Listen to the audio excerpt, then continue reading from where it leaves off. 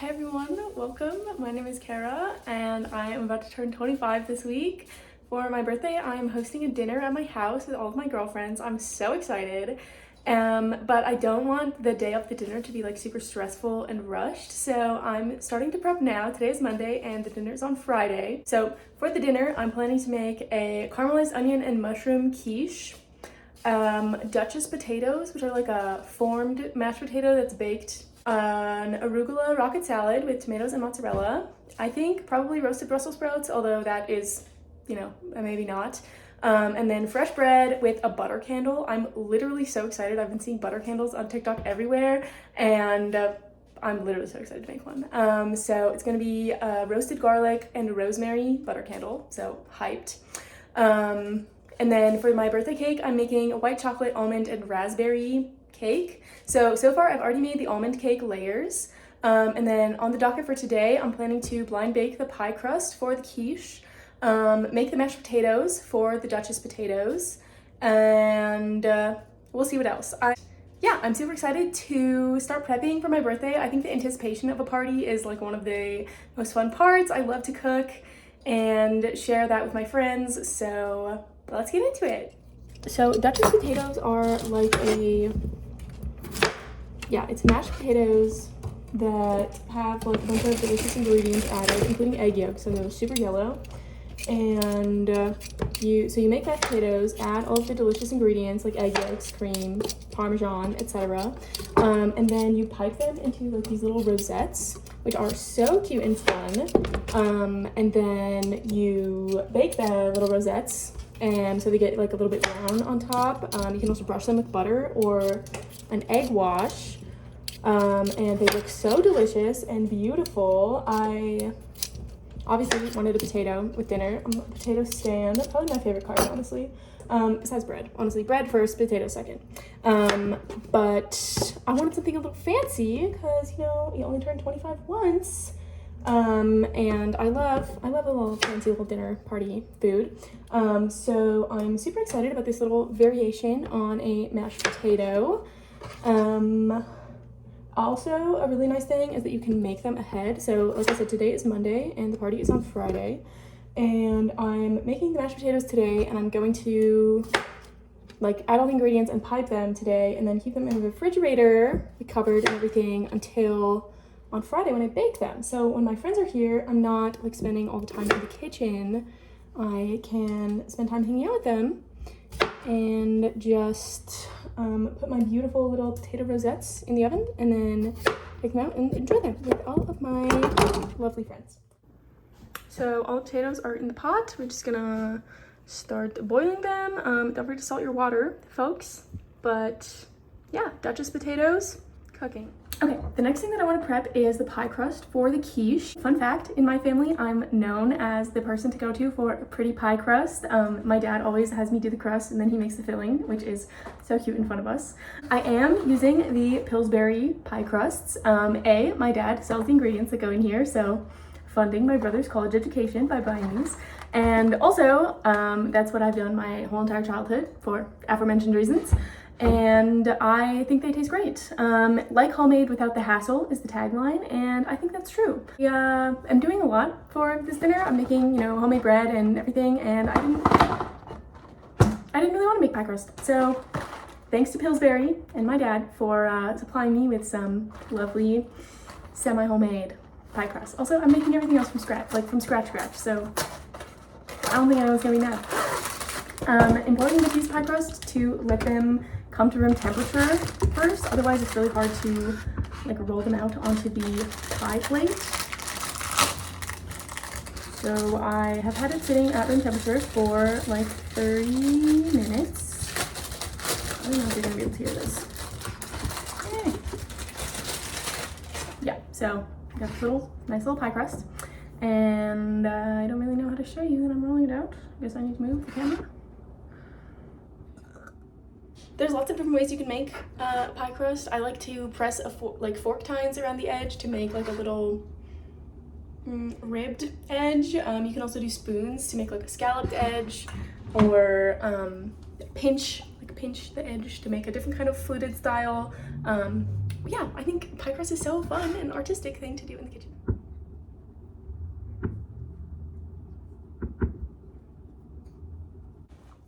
I did this little fluted style today, and look how cute. I'm so excited. I think this is so cute for a quiche, especially because I often have problems with the quiche like filling being too full. I feel like this is a pretty secure edge style because it's like up a little bit, so I guess we'll see. But okay, now to blind bake the crust. That's just what it's called when you bake the pie crust before you fill it. One of the things that can happen when you blind bake a pie crust is it can get like a lot of bubbles on the bottom and then not be like a smooth surface for you to fill. So here are some hot tips to prevent that. Okay, so like I was saying, sometimes when you blind bake a pie crust, it can get all bubbly on the bottom and then there's not as much room to put your pie filling. And that happens because the oven creates steam from the water in the crust, and then the steam can't go through the crust because the crust is like solid, and that lifts it up and creates a bubble, and then it bakes and the bubble is baked in. So my first hot tip is to use a trusty old fork and make some holes for the steam to escape. Let me get my face out of the frame. There we go. Also, don't forget to stab the sides, not only the bottom, because the sides also can get bubbly. So my second tip is to weigh down the bottom of the pie crust so that it like prevents the bubbles from forming in the first place. I am going to use these ceramic pie weights that my dad got me because I am an avid baker and I have these. But if you don't, you can also use dried beans or dry rice. Anything that can like weigh down the crust and prevent it from bubbling, but also not burn in the oven. So dry goods are good for that. It can get kind of gross if you reuse the pie weights and they touch the crust all the time. They can get like kind of rancid from the fat in the pie crust. So I am going to line the pie crust with foil and then put the weights.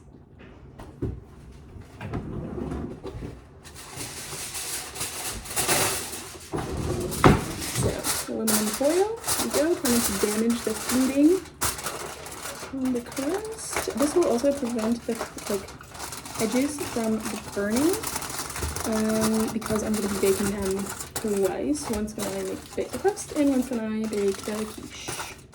One of my friends that's coming is vegetarian and some of them don't eat pork. So the whole dinner is going to be vegetarian, which initially I was going to make beef Wellington, which would have been really fun. But I'm super hyped for the quiche also, and I think it's pretty fancy for still like a fancy dish for my birthday. So now our pie crust is prepared. We can put it in the oven. I'm going to bake it at, I need to check the box, I think 450 for 8 minutes, and then I can keep it in the fridge until I'm ready to make the quiche. The next thing on my list is to make the filling for the quiche. I'm making caramelized onion and mushroom quiche with Gruyere cheese. I am hyped about it.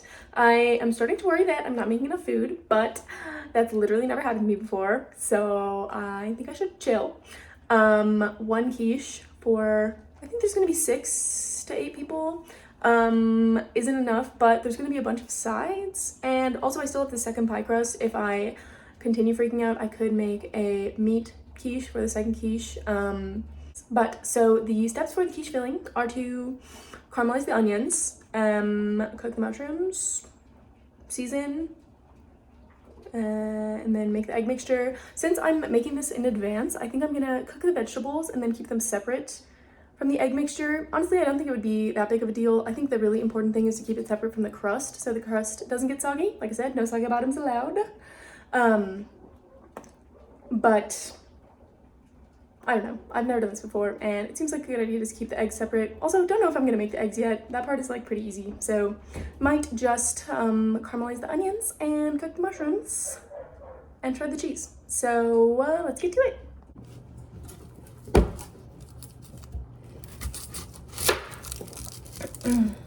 So my new favorite way to cut onions is to first cut pole to pole, like I just did, and then cut the tops off.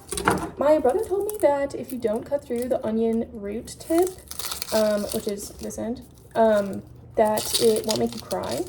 So it seems to be working. I mean, whatever. I guess I believe him. Yeah, so cut pole to pole, then cut the tops off, then peel the onion skin. And then I'm going to do half moons. I'm going to cut them into half moons because I think it's easiest to caramelize onions that are cut in that shape. Look, you can't win. You can't win at everything all the time, okay? Also, knife skills. Are you holding your knife wrong? Maybe.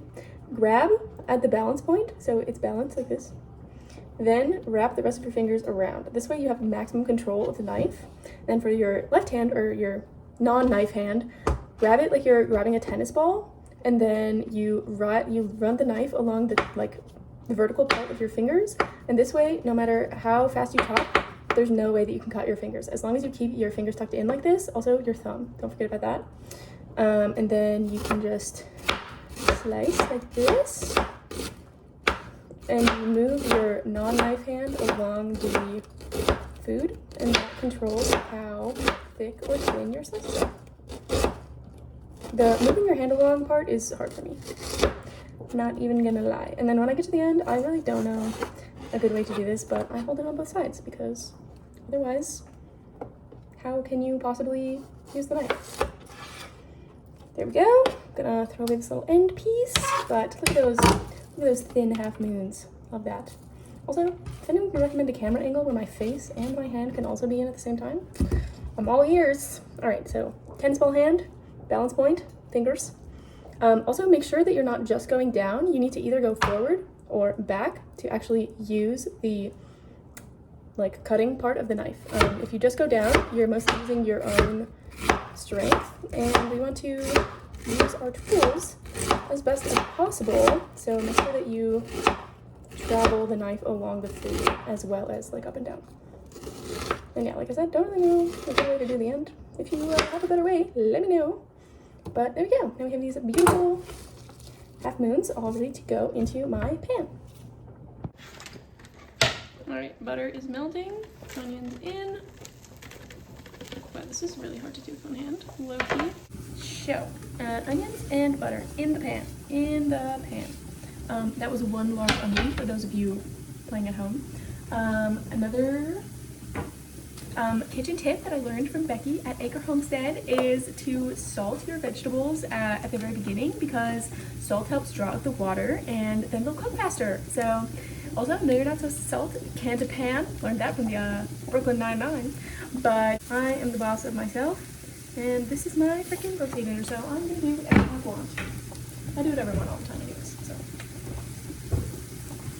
Okay, onions and butter and salt in the pan. I'm gonna cook these low and slow until they start caramelizing. I don't want them to brown. I want them to turn translucent and then limp and delicious. So yeah, caramelization is the process of cooking the sugars in the food, which I guess onions don't really seem like they have that much sugar in them, but they in fact do. That's why caramelized onions taste so sweet, because it concentrates the sugars while cooking out the water and becomes freaking delicious. So that's what we're doing. Here you can see the onions. There we go. There they are. They look regular still. Yeah, so now let's slice the mushrooms. Yay! Excite! Also, why is there so much plastic on these bags? I simply do not understand. Yeah, we gotta wash these first because they still have some mycelium. Is that what it's called? The growing medium on them. It is not dirt. In fact, it is the growing medium, which is dirt adjacent, so. Okay, the onions are caramelizing nicely. See, they're getting a little bit brown. I think I kept the heat a little bit too high at the beginning, but what can you do? And they're now ready to be sliced. I'm going for, oh, I don't know. I was planning on going for slices. I guess maybe I'll go for thin slices.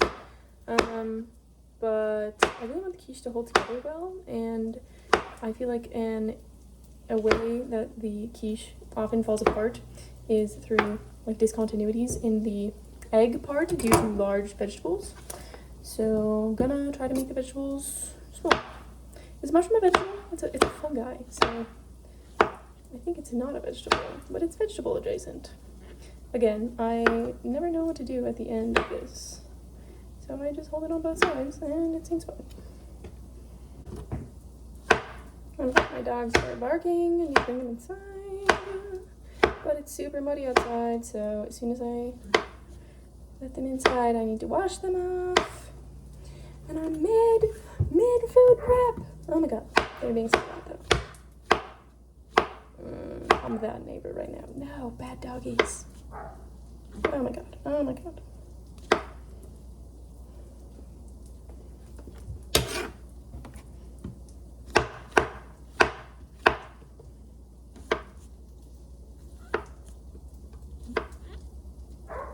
Oh my gosh, please hold, please hold. Brief pause to bring the dogs inside. They were absolutely filthy. We're taking care of my parents' golden retriever right now. And she has really furry paws and like a lot of fur between her paws. So there was clods of mud. And even with our little mud cleaner offer thing, there still are clods of mud. I fucking did my best, but I'm gonna have to clean later on. Just gotta plan on it. So anyways, back to our regularly scheduled programming. Okay, we got the onions and mushrooms in the pan with the butter. Ooh, oh my gosh. All right, now I'm gonna season them. All right, I'm gonna use dried mustard, amaze. That's a good French flavor to any dish. Recipe did not call for garlic or onion, but I pretty much never cook anything without those two seasonings, so love that for me. Garlic in, onion in. I'm gonna add a tiny bit more salt because of the mushrooms, because the mushrooms have been newly added since I last salted. But I'm definitely going to taste this before I make the egg mixture, and if it is a little bit too salty, I will just put less salt or no salt in the eggs, which I think should be fine. So there we go, mushrooms and onions being cooked. We'll see this at the same time. Mushrooms. Oh, I just flung some. Oops. Well, now, hashtag professional. Okay, the potatoes are fork tender. I checked, they're fork and tender. So now I'm gonna drain the water and then mash the potatoes. The recipe said to use a potato ricer or a food mill, neither of which I have, so I am gonna use a hand mixer and persistence. So, woo! But first let's drain the potatoes using a what is this called? Towel, so that I don't burn my hands. Also, keeping my face away from steam, so I don't burn my face. Got that for me. Steam, steam, steam! Oh, it's so hot! Oh, it's so hot! Oh, not my potatoes. They're falling. Don't fall. I love this attachment to my pot. I never have to dirty a colander. 10 out of 10. Would recommend. Potato. Okay, new plan. Gonna use my trusty hand mixer instead, which I use for a lot of things, including shredding meat. Not very often, actually mixing. So here goes. Okay, take two. Got my trivet because the pot is still extremely hot. Maybe I can just tilt you up. There we go. All right, so the pot is still extremely hot. Got my hand mixer. The blades in before I turn it on or plug it in, because hashtag safety. Why is there only one of these? Oh, found the other one. I have lots of little roommates, and therefore, sometimes the kitchen items don't go back where I think they should go. Obviously, someone thinks they should go there, but does someone else do all the cooking? No, they simply do not. So anyways, all right, blades on, potatoes, mash. Woo! Oh my goodness, do you see this? Do you see this? One of my blades is totally broken. RIP to you. Sorry, but gonna keep going anyways.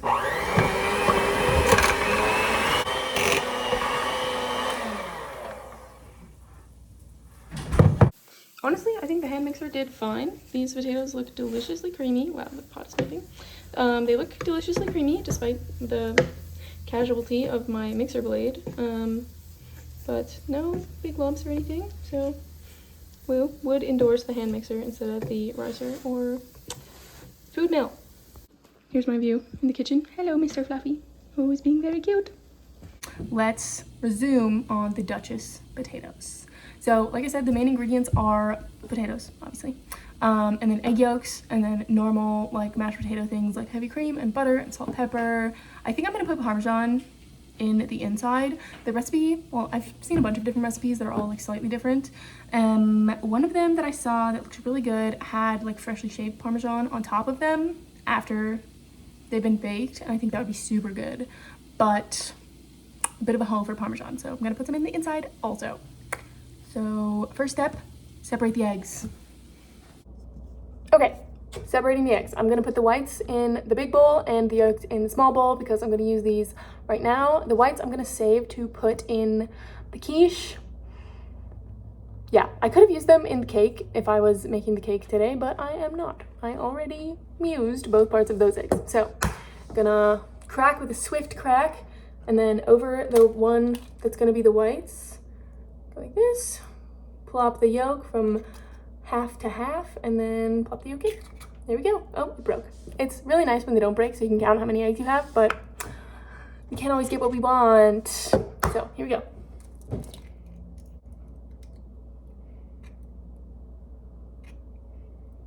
Look at that. Look at that yolk. It's so orange. Wow. I can't wait for my chickens to start laying eggs again. Wow. Okay. I have 4 chickens, and 3 of them were just hatched in September. It's currently December.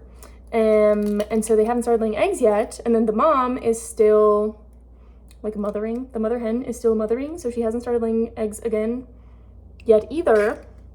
So I'm super excited for them to start laying eggs again.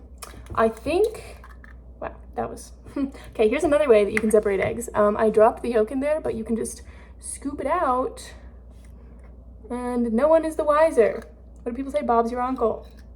Whatever weird little saying you want to say. No one will know. Nobody's gonna know. Anyways, okay, that's 4 eggs. We need 8. So yeah, none of my chickens are currently laying eggs. Normally chickens like slow down laying in the winter because the days are shorter. Not because the days are shorter, but as the days get shorter. So last winter I had barely any eggs at all. So these eggs are from the store. And I think since the chicks hatched like pretty late in the season for chicks, normally they hatch in the spring. But my hen got broody in the like late summer. So anyways, so I think that they might start laying like while it's still winter, which would be kind of a hack, kind of awesome if that's the case. I've read online that like that's what people recommend to get eggs through the winter, is to raise the chicks like later in the year. So fingers crossed. So anyways, we got 8 egg yolks and 8 egg whites. Success. Okay, good news. The potatoes are still hot, so I think that's good. To the mashed potatoes, I'm gonna add 8 egg yolks. This is the Pioneer Woman recipe, so you know she's indulgent.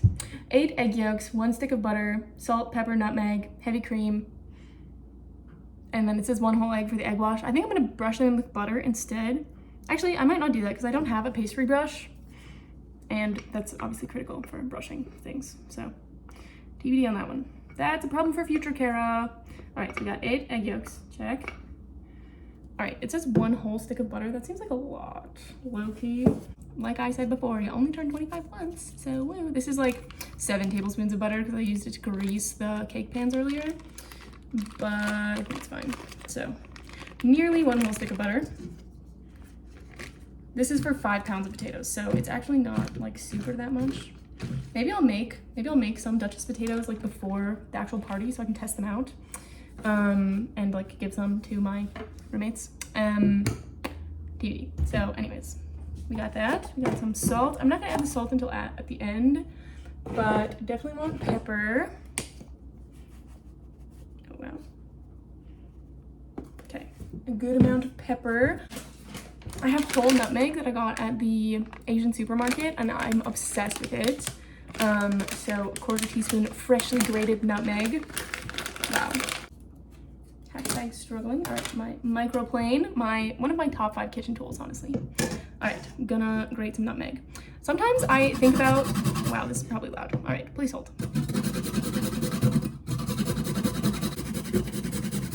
It's probably not that loud. Okay, sometimes I think about my ancestors and how thrilled they would be watching me just indulge to the fullest. Like, I'm grating a whole spice into my potatoes to share with my friends. Like,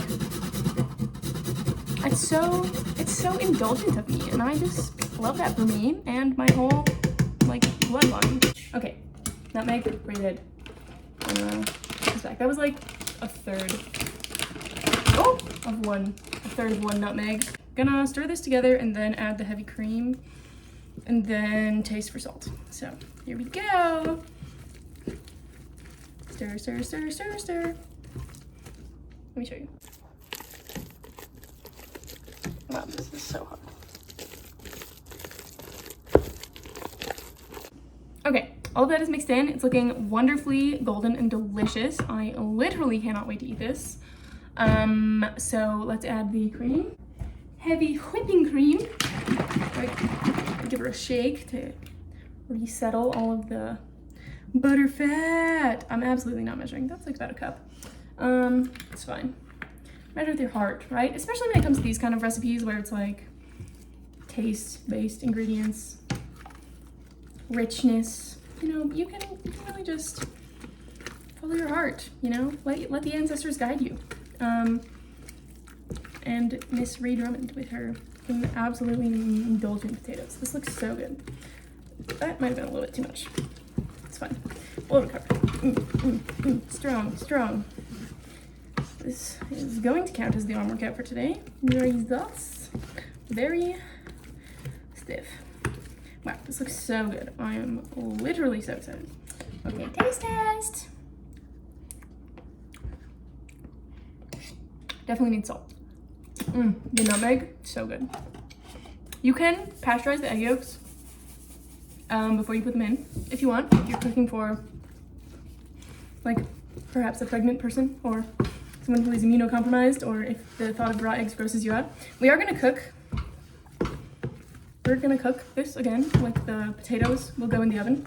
So I personally feel fine about it. Also, I eat raw cookie dough all the time, so. Much better.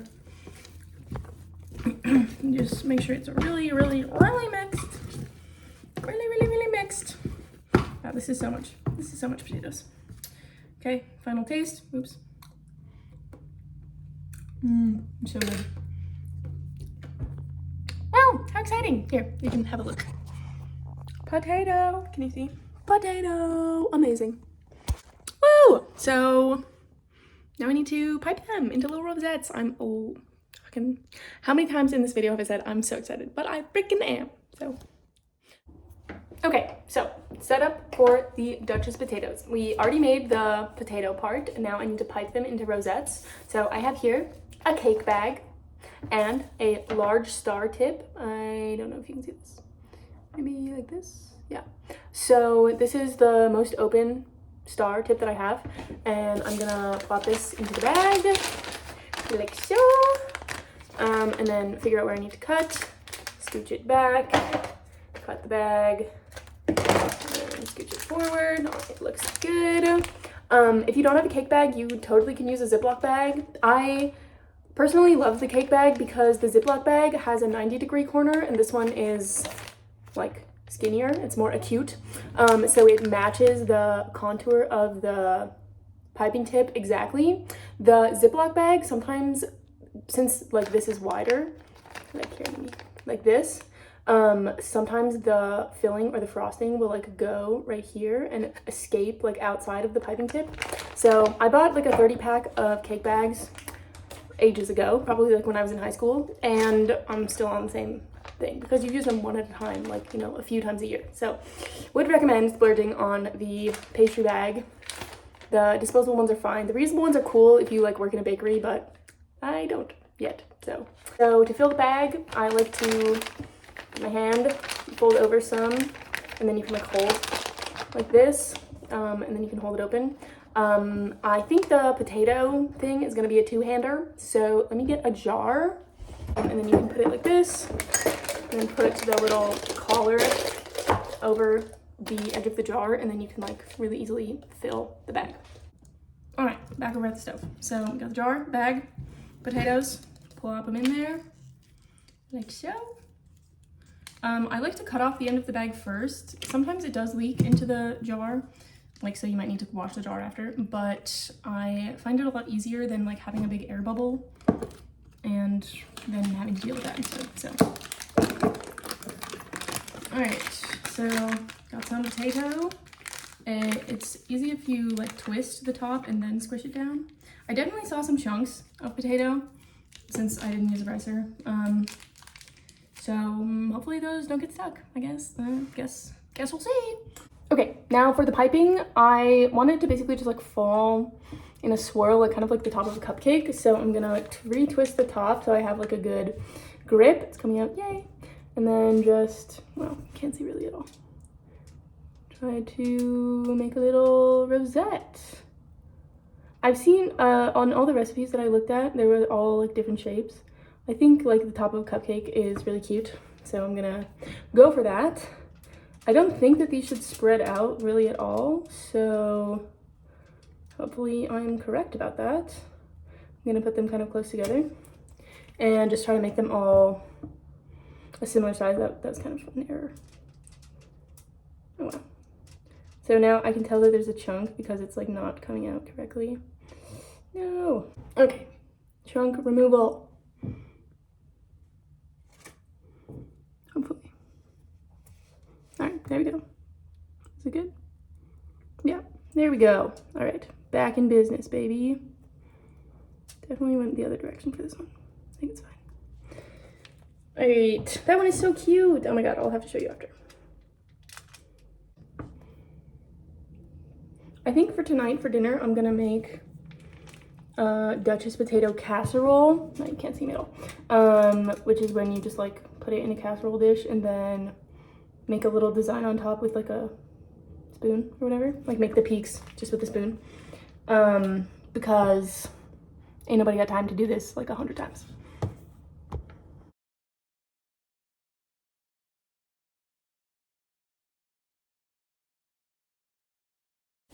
Also, look how good the pie crust looks. It looks like nothing right now, but so we're just gonna take the foil, take the foil out. Fun fact, I did forget to set a timer for this, so it probably is a little bit overcooked, but ta-da! The crust definitely like shrank down a little, so slightly worried about that. Possibly because I overcooked it, but the fluting looks kind of nice, so at least there's that. Okay, wow, don't really know where I left off. A lot has happened, but none of it is related to cooking. So finished the onions and mushrooms. Well, the oven is preheated. Finished the onions and mushrooms. Tastes delicious, amazing. Decided I definitely need a second quiche because look at how small it is. So I think I'm gonna make a sausage, onion, and bell pepper quiche for, I guess, only 3 people. It would be better if I made something without pork because 3 people are eliminated if I put pork. But I freaking love sausage, so everyone else can suck it up. It's my birthday. I can cry if I want to, or eat pork. Yeah, so gonna roll out the second pie crust, which still, it's great that I have 2. Thankful for past Kara. So for this pie, I'm gonna do a different style of crust, so I can easily say like, oh, that one with the fluted crust is vegetarian, and the one with the ribbed crust has pork in it. Yeah, so I'm gonna use the fork method. LOL, fork you. Sorry, I'm so funny, I lost my train of thought. I'm gonna use the fork method to make a ribbed edge. This time I'm folding the excess crust under so that there's like a smooth, like a continuous top. Wow, it would really help if you could see this. There's like a continuous top. Wow, also my counter is so dirty. Okay, continuous top so that it can be extra cute. Also, that one shrunk so much that I'm like really paranoid, so I'm trying to keep it as large as possible. This is my most common pie crust forming technique, and I think this one really helps it not shrink like the previous one did, because it sort of like presses the crust onto the pan. So fingers crossed that this one remains a little bit larger. Maybe I'll make that one as the pork one and this one as the vegetarian one, if it ends up being more, you really can't see me at all, if it ends up being like more volume in this pie crust, because more people will be able to eat the one that's vegetarian. I was initially kind of bummed. Wow, this sounds terrible. I was initially kind of bummed that some of my friends can't eat anything. I was bummed out by their dietary restrictions, which is like kind of not that cool of me to say, but I have totally changed my tune. I'm super excited to come up with something even more creative. You know, it's easy to make, well, it's not easy to make, but it's like really common to make like, you know, a fancy meat dish and have that be a dinner party dish. But I feel like vegetarian sort of dinner parties are not as common. Well, I don't have very many friends. I only have, whatever, my vegetarian friend doesn't usually come to my dinner parties, so I usually don't have to do that. So I just pricked the pie crust again. I'm gonna use the same foil and pie weights as before. Cover the edges like so. I'm gonna actually set a timer this time. LOL, past me. It's fine. So yeah, pie weights in, foil in, oven on. I'm gonna put the crust in the oven. Okay, so second pie crust is in the oven. Quiche filling 1 is done. Quiche filling 2 is not started. Also finished blind baking the second pie crust. This is what we're looking like. Definitely not as much shrinkage as the previous one. So this one, the ribbed one that is bigger, will be the vegetarian one, and the fluted one will be for the meat one. You can see some bubbles in the crust. Can you see? Like here. And here. That's like kind of what we were trying to avoid, but you know, it's fine. It's cool. All good. No problem. Okay, we've had a long and successful day in the kitchen so far. I made 2 pie crusts and put both of them in the freezer to remain there until I'm ready to bake the quiches on Friday. I made the filling, well, I made the vegetables for the first quiche, caramelized onion and mushroom, which I am hyped for. That one's gonna have Gruyere cheese. Literally can't wait. And then my second quiche is going to be a onion, bell pepper, and sausage quiche, which I have not made the inside for. I don't really want to do it right now, but we'll see. We'll see if I get to that, but I need to start making dinner kind of soon. Also made mashed potatoes and then turned them into Duchess potatoes.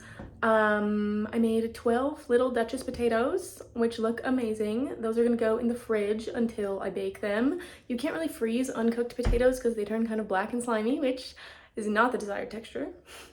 Yeah, and then I also made a Duchess potato casserole for us to have tonight because I was done piping. Is that all I did? I feel like I did way more stuff, but that is in fact all I did. Oh my god, I need to make the butter candle. Wow, I'm so excited. Yeah, so guess the day in the kitchen is in fact not done. I am hyped to make the butter candle, so I guess I will also make the filling for quiche 2, make the butter candle, and then also make dinner. So we are in fact not done. Stay tuned. Okay, time to make the filling for quiche number 2. Gonna make onion, bell pepper, and sausage. Not caramelized onion, just regular cooked onion. So let's get to chopping. Chopping.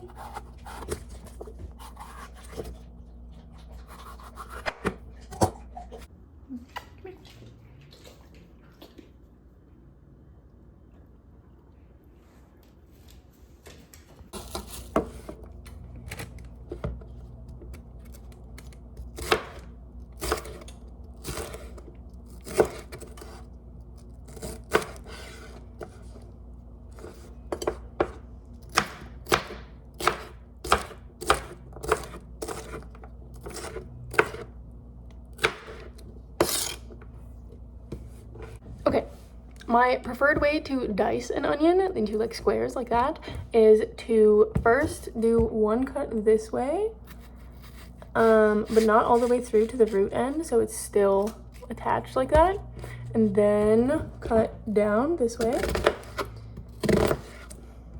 Again, not all the way through, so that the onion is still like mostly in one piece. And then you can turn it and cut it like this, and you will end up with a small dice.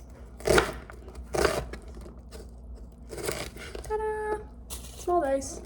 I'm gonna mix them together because they're all gonna be together in the pan anyways. So, hold it carefully with your claw hand. Slice down like this. Depending on how small you want the dice, you can do 2. And how big the onion is. This part is really hard to not like cut it all the way off. And then go down. I don't know if you can see that. It's fine. Okay, like this. And then boom, you have the root end. Let me do one more. Have the root end and small dice. Beautiful. All right, sometimes the root end is like still together, so we gotta help her out a little bit. All right, ready for the pan. One of my best cooking hacks I also learned from Becky at Acre Homestead, and that is to keep cooked Italian sausage and or bacon in your freezer. For instances like this one, you can just plop in some cooked sausage and not have to cook it from raw. So love that for me. I'm gonna try to get out as much of the fat from the bag as possible so that I can use it to cook the vegetables. Delicious. As Emerald Lagasse says, pork fat rolls. So, and we know that that man is never wrong, so. Well, looks delicious. Definitely a lot more vegetables than meat, but I think it's fine. Vegetables will reduce in size and the meat will not. Okay, I'm currently making dinner. Finished the vegetables and sausage for the second quiche. Got onions, peppers, and sausage. Now, the part that I've been waiting for, making the butter candle. I don't know if you've seen this trend going around on TikTok, but it's freaking adorable and involves 2 of my most favorite food groups, bread and butter. So I'm planning to make the bread sometime this week. Whatever, that's on my to-do list still. But I'm gonna make the butter candle right now. The flavor that I'm going for is roasted garlic and rosemary. So I already roasted the garlic. You take the whole head of garlic, cut the head off so that the cloves are exposed, drizzle some olive oil, wrap it in foil, put it in the oven, 400 for like an hour. And so I already have that. And then you can squish the cloves right out. I'll show you. I'm gonna use 2 sticks of butter and a 12-ounce cup, and chop the rosemary. So here we go. Okay, so first I'm gonna prepare the cup. I have a pre-made wick. Well, I made this earlier. This is cotton, so edible. Stab the hole. Put the wick. Oh, the wick doesn't fit. Stab. Oh, it worked, okay. Gonna feed it through. I've seen people do it like this way and also the upside down way, so unknown which way is superior, but hopefully it's the way that I selected. All right, there we go. Gonna put some tape. What did I do with it? Okay, found the tape. It was holding up the camera. I sealed the bottom so the butter will not exit. We have the wick like this. Amazing, love it. Now for the butter. I have 2 sticks of butter, 1 cup, cool 1 cup of butter. The cake that I'm making has 1.5 pounds of butter in it, and this is also a 1/2 pound, so a solid 2 pounds of butter in my dinner. But look, like I said, it's one of my 2 favorite food groups, bread and butter. So, all right, we got the roasted garlic. Look at that browned goodness. I'm so excited. Okay, so I'm gonna soften / melt the butter and then put the garlic and the rosemary. Okay, time to make the butter candle. We have since already had dinner. It's like an hour later, but whatever. Okay, so we have softened butter, 2 heads of roasted garlic, which I'm going to squeeze in.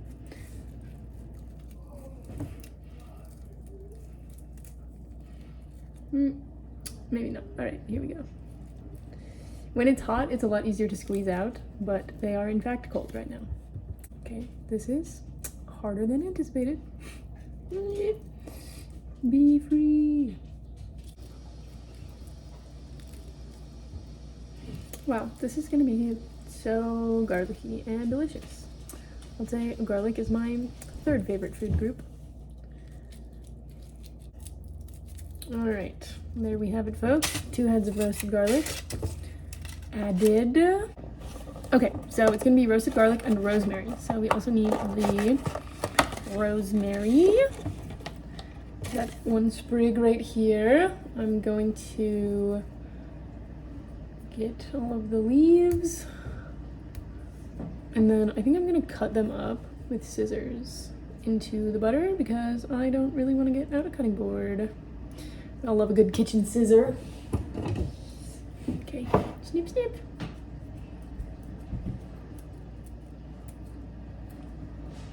Oh, it smells so good too. It smells so good.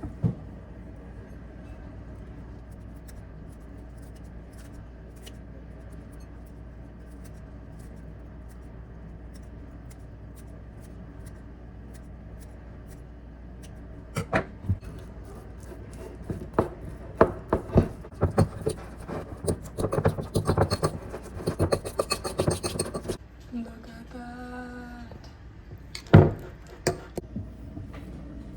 Okay, so we've got our compound butter, which I'm freaking hyped about. We got our cup with our wick prepared.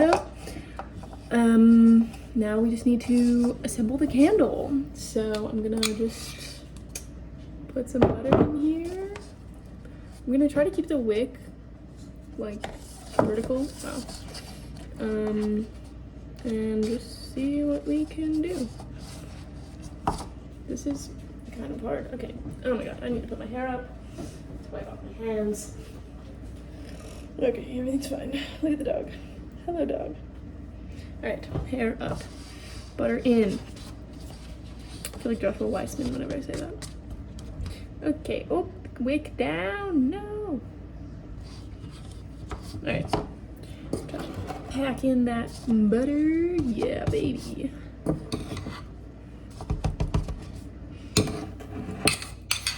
This is kind of a shitload of butter. But I am, in fact, fine with it. I think the softened butter is definitely good. I think if it was melted, the like ingredients inside would not be evenly distributed. So, would recommend softening instead of melting. Okay. The fork was good for mixing, but it is not good for scraping out all of the last delicious bits. Okay. Delicious bits. Come to me.